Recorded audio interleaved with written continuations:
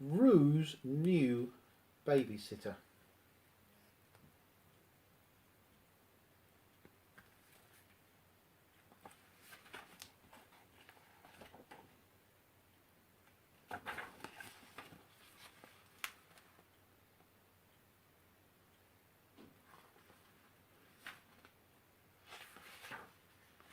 Rue dear, your babysitter will be here soon, said Kanga.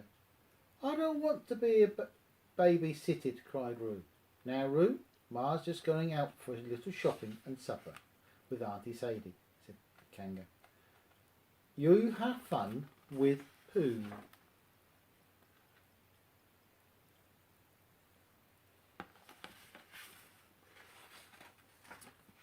I don't want to have fun, cried Rue. I'm going shopping. I can't shop like anything. Yes, dear, said Kanga. She was busy buttoning her coat and looking for her purse. Rue found a large bag and began filling it with things. Look at me shopping, he cried. I'll be a big help shopping.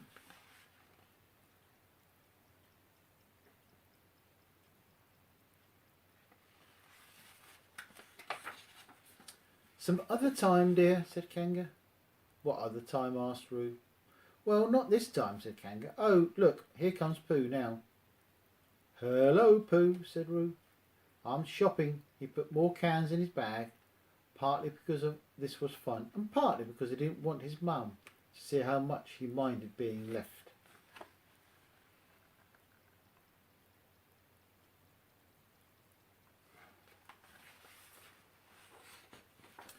Pooh, said Kanga, don't let Rue get into any mischief.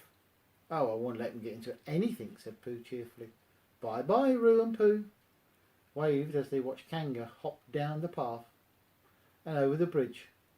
When she was out of sight, Rue drooped.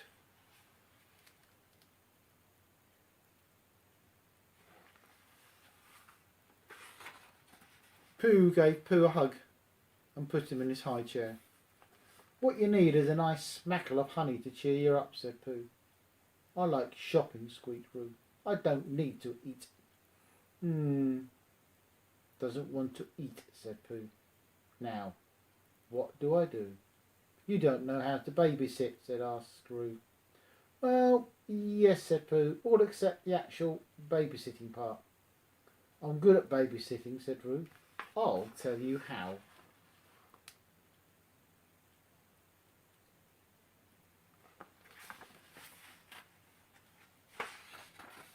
First thing a babysitter does is play store, said Rue.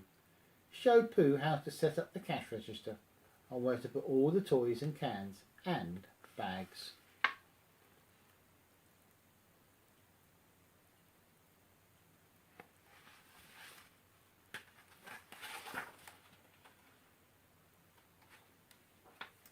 When they were finished playing, Pooh sat down for a little rest. The next thing a babysitter does is climb, cried Rue. Let's see who can climb the highest, you or me. Pooh was beginning to think there was no such sitting involved in babysitting. He said, OK, let's find a good climbing tree.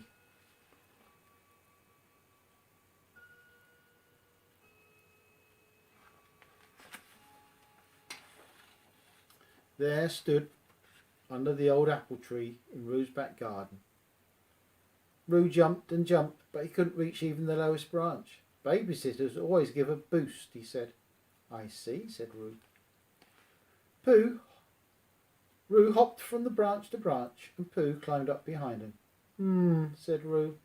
Look at these apples. Babysitters always pick apples for supper.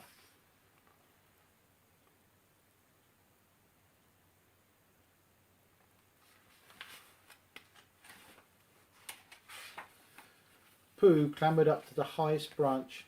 He picked 4 bright red apples, tucked them under his arm, then he inched back down. Oh, Pooh, cried Rue, you can climb with one arm. Oops, it's just that sort of thump, babysitter shouted Pooh as he discovered a faster way to Rue's branch.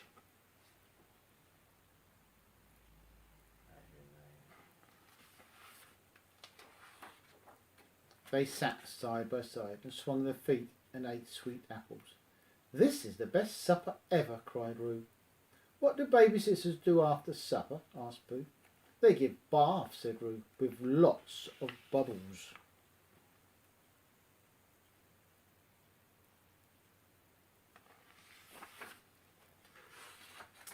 Roo showed Pooh how babysitters poured a whole bottle of bubble bath into the bath water. "It seems like a lot," said Pooh. "Just right," said Roo. Roo took off his little vest and hopped in. He disappeared under the bubbles.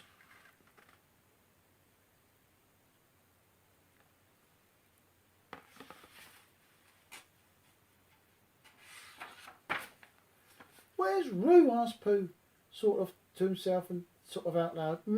He blew out all the bubbles. He couldn't see Roo anywhere. He swished his paws through the bubbles. He couldn't feel Roo.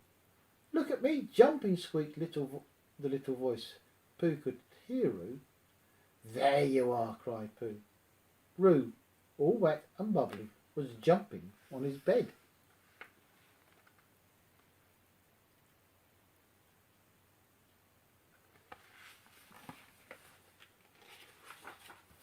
Pooh chased him with a towel and rubbed him down. "Time for your strengthening medicine," said Pooh, a little more sternly than when Poohs usually say such things. "I don't want it," said Roo. He folded his arms across his chest and stuck out his chin.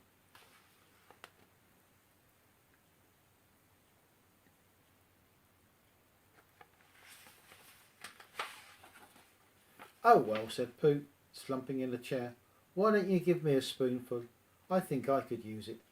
"Now, Pooh dear, here's your medicine," said Roo in a cheerful grown-up sort of voice.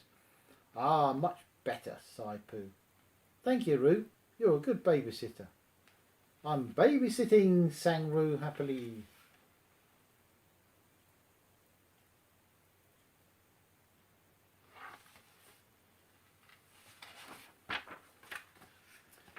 Kanga opened the door and saw Roo and Pooh snuggled together in the chair.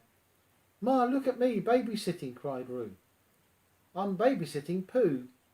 "Of course you are, dear," said Kanga,